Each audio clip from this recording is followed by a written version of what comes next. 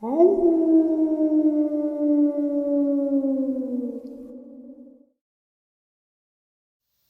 greetings and salutations, everyone. I do hope everyone is still doing well, and welcome to, depending on wherever you may live or however you choose to read your clock, this early morning, middle of the night bonus.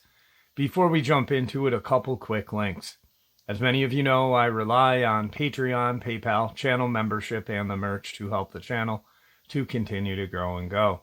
Links to Patreon, PayPal, and channel membership is in the description below. Merch displayed directly under the video. Also, Dogman Frightening Encounters, Volume 1 through 3, the audiobook versions. They were written and researched by Tom Lyons, narrated and produced by me, Jeff Nadolny. Those audiobooks are available on Audible, Amazon, and iTunes, links to which are also in the description as well. And finally, last but definitely not least, if you'd really like to help support the channel to continue to grow and go, simply subscribe. It does not cost a cent. Click the like button. Takes half a second. If you don't want to miss out on any of the informative uploads I put out daily, click that bell icon, and folks, please leave a comment. Why? Well, because all these things really do help the channel to continue to grow and go. They definitely do matter and are appreciated. And with that, I have taken far too much of your time. Let's jump into this early morning or middle of the night bonus upload, shall we? Within the realm of cryptozoology and encounters with strange creatures, some accounts are certainly weirder than others. There are those reports that describe something that lies not only firmly within the bizarre, but also seems to lie totally outside of biological possibility, outside of nature, propelling these cases way out into the extreme reaches of the fringe. Certainly, among these various reports of humanoid creatures that can only be described as some sort of lizard bipedal man, these accounts are incredibly bizarre, often unsettling, and which serve to defy any easy classification or reason. By far, one of the most well-known of the mysterious lizard men is that of a massive bipedal reptilian creature supposedly native to the U.S. state of South Carolina, where it is called the Lizard Man of Scape or Swamp, the Lizard Man of Lee County, and the Monster of Bishopville. The first sighting of the creature was made in 1987 when George Hallman Jr. was riding his bicycle in the vicinity of Scape or Swamp, when he stopped near a stream to take a rest and have a cigarette. As he sat there, he would claim that what he first thought was a log had suddenly stood up to reveal itself as a huge reptilian humanoid, standing at an impressive 7 to 8 feet in height, with red glowing eyes. The monster stood there, merely staring at him, until a car passed and sent the creature stalking back into the swamp. This would not be the last sighting of the swamp's lizard man, and a far more widely publicized report would further push it into public consciousness. In the early hours of June 29th, 1988, a young man named Christopher Davis was driving along the dark and remote road through the woods of Scape or Swamp in the area near Bishopville when he got a flat tire and got out to fix it. As soon as the spare tire was on, Davis would be met with a terrifying sight, as a very large and apparently very aggressive reptilian Mysterium monster dashed from the gloomy wilderness to give him an experience he would never forget. Davis said, "This is what happened. I looked back and saw something running across the field toward me. It was about 25 yards away, and I saw red eyes glowing. I ran back to the car and locked it. The thing grabbed the door handle. I could only see it from the neck down. It had 3 big fingers, long black nails, and green rough skin. It was strong and angry. I looked in my mirror and saw a blur of green running. I could see its toes, and then it jumped on my roof of the car. I thought I heard a grunt, and then I could see its fingers through the front windshield, where they curled around the roof. I sped up and swerved to shake the creature off. After the menacing creature was gone, Davis sped home as fast as he could, and would notice that not only was his rearview mirror totally destroyed, but that there was various deep gashes along the roof of the vehicle, and some of the chrome on the fenders had been torn away. He told the whole dramatic story to his dad, who then called the sheriff. Liston Truesdale, who was more than a bit skeptical, although the damage to the vehicle was just as Davis said. Truesdale suspected that it had been the work of some pranksters, and the boy had made up the whole story of the swamp lizard man. He was so suspicious of the outlandish story that he made Davis take a lie detector test, and he passed. Interestingly, it would turn out just a few weeks after Davis's encounter, there would be other similar damaged vehicles, although in this case the perpetrator was never witnessed. On July 14th, 1988, a couple in Bishopville named Tom and Mary Wayne reported that their car had been rather viciously vandalized, with the sides of the doors gnashed and dented, the hood ornament twisted and totaled, and pieces of the engine apparently torn out with frazzled wires protruding from gaping wounds. Even stranger was that parts of the car even seemed as if they had been gnawed on or chewed on, as if by a very large and angry wild animal. All around the car were found massive three-toed tracks, which authorities would make plaster casts of and state did not appear to be from any known wildlife in the area. After this, reports of the mysterious lizard man of Scape Ore Swamp would begin to come in at a regular pace, with full 12 sightings made during the summer of '88, as well as numerous reports of something shrieking and howling in the night, and cases of vehicles maimed or damaged by something extremely powerful, all within a 5-kilometer radius of Scape Ore Swamp in the direct vicinity of Bishopville. One of these sightings was made by a teenager named Rodney Nolf and Shane Stokes, who saw it lumber across the road as they were out on a double date, and another was from a construction worker named George Holman, who claimed the lizard man had attacked him as he drew water from a well. At one point, a deputy and state trooper who were investigating one of these reports allegedly find 40-gallon drums smashed and tossed about as if they were toys, as well as uprooted saplings and trees with thick swaths broken off, seemingly by hand. The two authorities would find three-toed footprints measuring 14 by 8 inches, meandering all around the scene. One of the most well-known reports from the summer came from a witness from Shaw Air Force Base named Ken Orr. On August 5th, '88, Orr claimed that he encountered the lizard man on Highway 15 and had actually managed to shoot it. In this case, there was even physical evidence brought forward in the form of an alleged bloody and scales from the wounded beast. When authorities sought to charge him for carrying a pistol without a permit, he retracted his statement. It is unknown just what happened to the supposed physical evidence. This was one of the accounts that encouraged radio station WCOS to offer a reward of $1 million to anyone who could bring the beast in alive or dead, which brought in all manner of monster hunters traipsing about the area and loaded with weapons. Although the sightings dropped off somewhere after the summer of '88, they did not stop altogether, and there have been sporadic sightings of the creature ever since. In the '90s, there were a report by Robert Cooper of the Army Corps of Engineers, who claimed to have seen the creature that looked half man, half dinosaur running alongside the road. In 2004, a girl claimed that a huge lizard-like humanoid had leapt from the river to try to grab her. The following year, in 2005, there was an account of a woman in Newberry, South Carolina, who reportedly saw two of the creatures with glowing red eyes outside of her rural home. Most recently, in 2008, in Bishopville, a couple, Bob and Dixie Rawson, claimed that their minivan had been mauled by some sort of animal, leaving huge gnashes and heavy damage to the sides and grill, and that there had been found a dead cow and coyote in a nearby field. What is the lizard man of Scape Ore Swamp? And if it ever was real, is it still out there? No one knows. While the swamp might be a perfect place one might imagine a lizard man to appear, there have been many other reports that don't exactly seem to be quite as inviting for such creatures.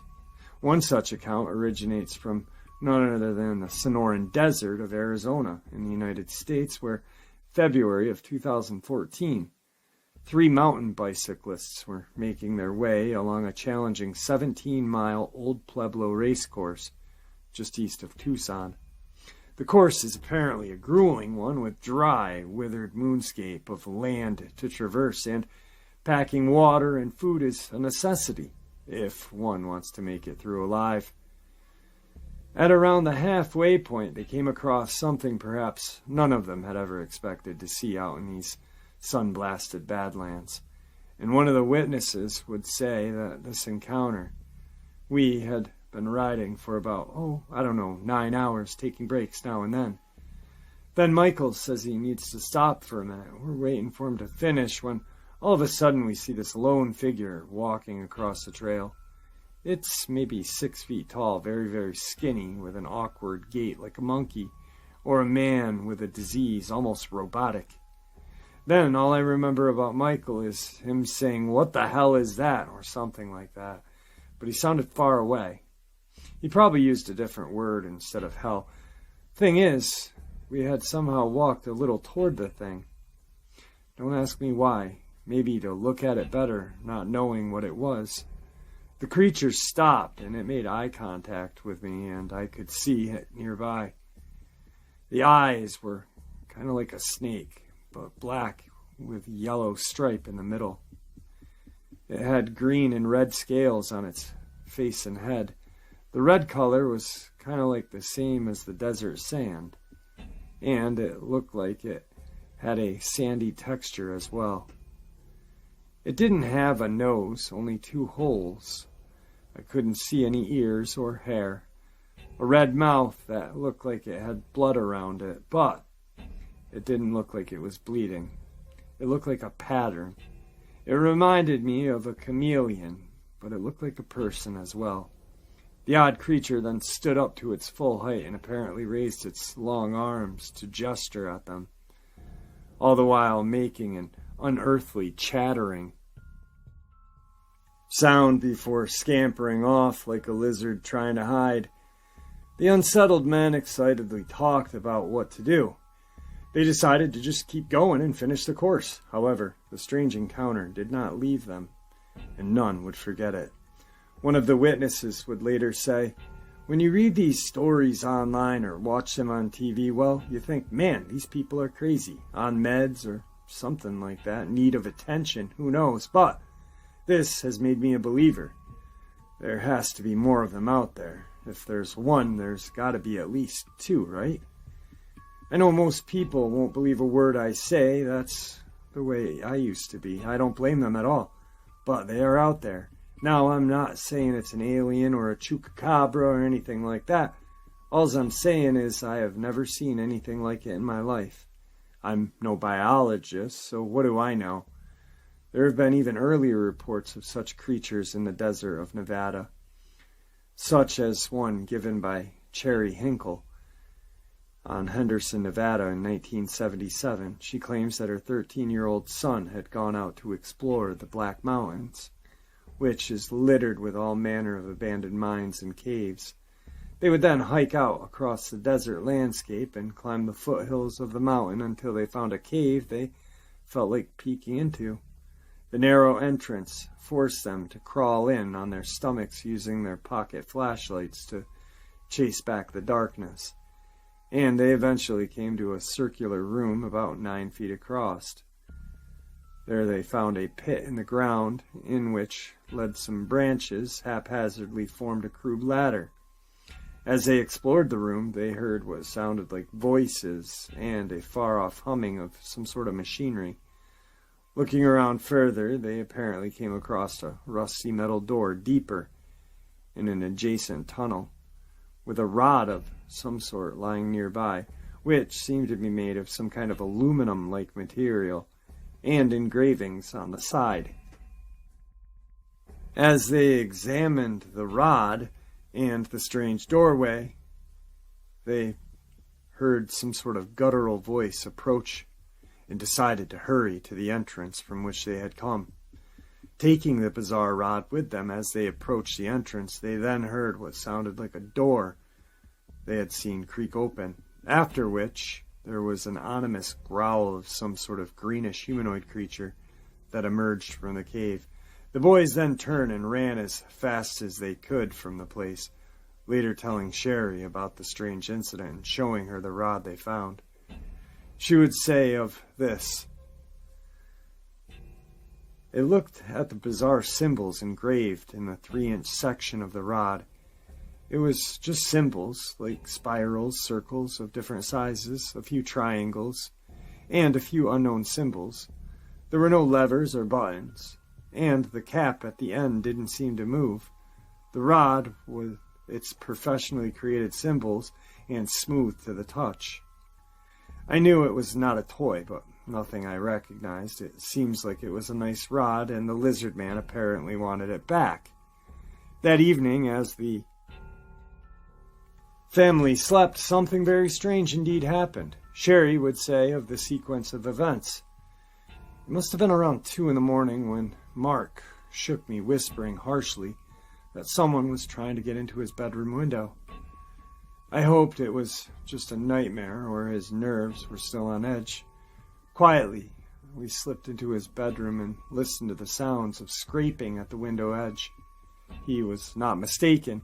In the light of the moon, I could make out a silhouette, head and shoulders of a man. I was alone with my 4 kids, no husband to protect us, so I grabbed my flashlight, suddenly tossed the curtains open to face the man. There was a glare from the flashlight on the window, but past the glare, I could clearly see a large head with ridges on top, other ridges on its cheekbones, and the glow of golden eyes. Mark and I just stood still, unmoved, both with fear and shock. This creature didn't move either, its hand still poised in the attempt to pry the window open. Its hand was large, with webbed, rough, gnarly-looking fingers and powerful claws. After a couple minutes, not seconds, but long, agonizing minutes with our hearts pounding, I knew I had to do something. One hand still holding the flashlight beam on its face and my eyes still locked into those golden eyes, I fumbled around in the dark with my other hand, hoping to find something to use as a weapon, if needed. It glanced at my hand, looked back into my eyes. It turned its head a little, as if he was asking a question. It slightly opened its lipless mouth, displaying 4 of its pointed teeth, and suddenly it turned and ran off into the desert. She later would surmise that the bizarre creature had come for its rod, and so she and her husband Mark decided that they would return to the cave. They all hiked the way out to the area where the boys had found the object to put it back at the entrance. According to the report, they just left it there and headed back. There was no further mention of what happened after that, or if the irate lizard man came for them again or not.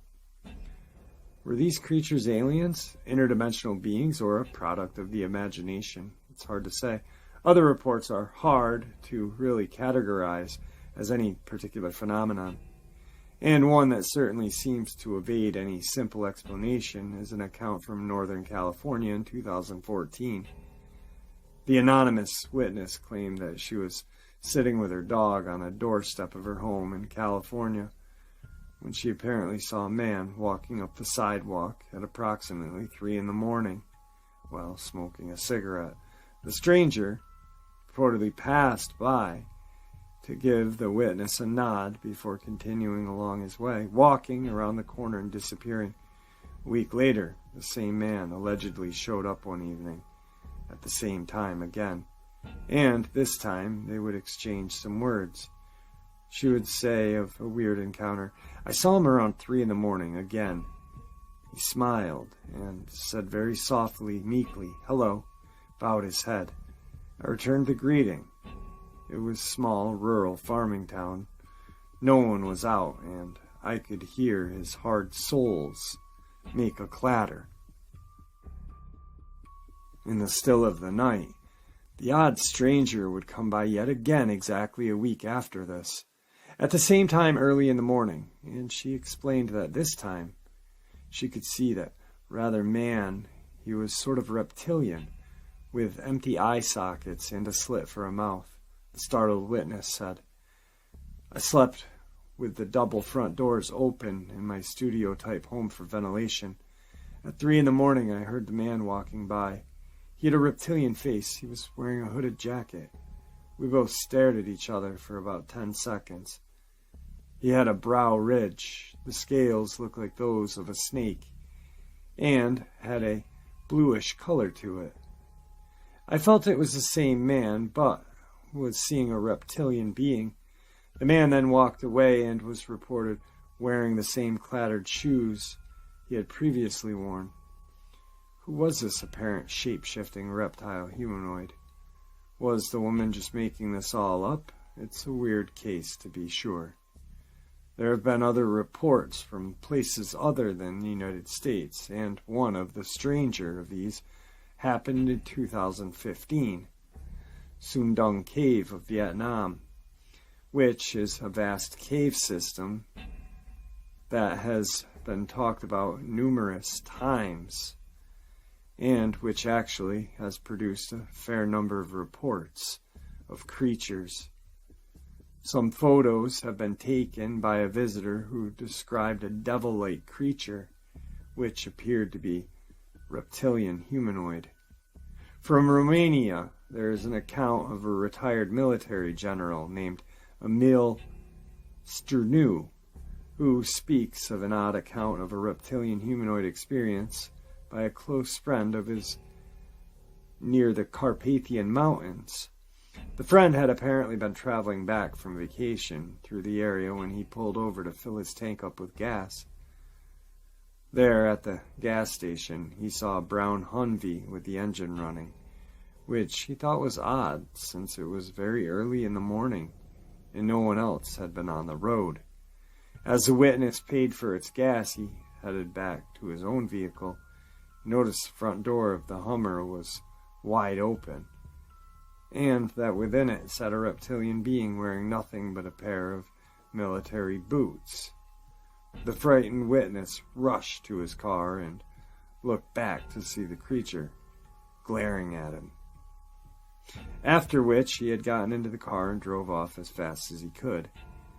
It must be mentioned that General Stranu was frequently come forward with odd reports of out-of-place archaeology discoveries and other anomalies, which he said were being covered up.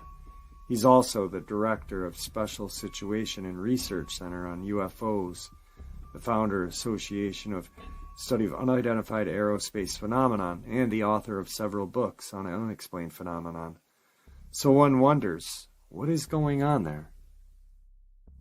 Today's second part of the upload, I've got a Dogman encounter that I'd like to share. My name is Brandon. I live in a neighborhood called Kellogg Creek. About 4 or 5 months ago, me and my friend Justin were messing around with some fireworks down by the creek. It started getting dark fast. I thought I heard some bushes move, so I looked around. I could have sworn I saw a pair of reflective eyes. I didn't think much of it, so I just kept talking to Justin. Now, I think the light from Justin's cell phone was causing the thing's eyes to reflect like a dog's. Justin started freaking out because he heard something also. All of a sudden, I'm standing there, and Justin comes running from behind me, screaming, "Run! Just run, now!" I ran. I didn't quite know why we were running at first, but as we were almost out of the woods, I heard something chasing us. Turns out Justin had heard something growl, a low-pitched, territorial growl. He had also seen something stand up. It was tall, muscular, slender, and hairy. It apparently followed us up to my house as well because my dog started going postal at something in the backyard. That was my first encounter with the beast, as I've come to call it. The second encounter was not in the woods, but nearby the same place. We were walking down the road and we heard some noises in the woods. We stopped and got a little scared, so we started to walk back up and then jogged, then sprinted. Justin saw something move through someone's yard. We made it up to his house, and as it turned around, the door was locked. So we stood there as Justin told me that he had just seen something jumping from tree to tree in the backyard. He heard a low growl, and we started sprinting up the road to my house, and the thing followed us and ended up in my neighbor's backyard. The beast activity had quieted down for a while after that, except for the lost pet signs, and that started popping up all over the neighborhood. However, Friday I posted some signs up around the neighborhood saying beware and asking people if they had any info on the beast. I put a picture of a werewolf I found to give an image to what I thought was out there and my cell phone number. I've been getting calls off the hook, mostly from local potheads, but some were pretty legit. In fact, one of the more intriguing calls was a lady that had pictures of a strange creature she had seen around lately. The most frightening, however, called me at about 1 in the morning. I was trying to get sleep when my phone rang. I picked it up and answered to a teenager about 17 or 18. He told me that he was going 35 down Kellogg when he saw something running beside his car, and it was keeping up with him. He didn't even live in the area. He was just driving his friend home. I asked him, dude, you realize what time it is right now, right? He said he knew it was late, but his friend insisted he called me. He described this thing as big, very well built upper body and skinny legs. I'm now 99% sure that the residents of Kellogg Creek and the surrounding area are in danger of this Dogman and possibly being harmed by it. And there you have it, folks. I hope you all enjoyed this early morning or middle of the night bonus as much as I enjoyed sharing it with you. I'd like to thank you all for supporting the channel. It is, after all, your support that helps this channel to continue to grow and go, and what gives us all a place and a chance to share our experiences and theories judgment-free. Everyone is simply treated with the respect that we deserve.